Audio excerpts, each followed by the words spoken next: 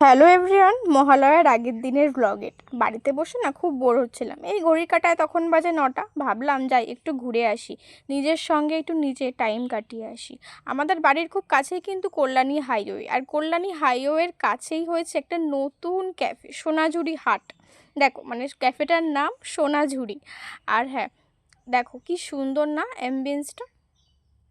আর অ্যাম্বিয়েন্সটা এত সুন্দর কি বলবো, খুবই সুন্দর করে সাজিয়েছে। আমাদের পাশে রয়েছে, পাশে বলতে গেলে পাশে আর কি কাছাকাছি রয়েছে চায়ের হাট, চায়ের ধাবা। এটাও নতুন হয়েছে সোনাঝুরি হাট।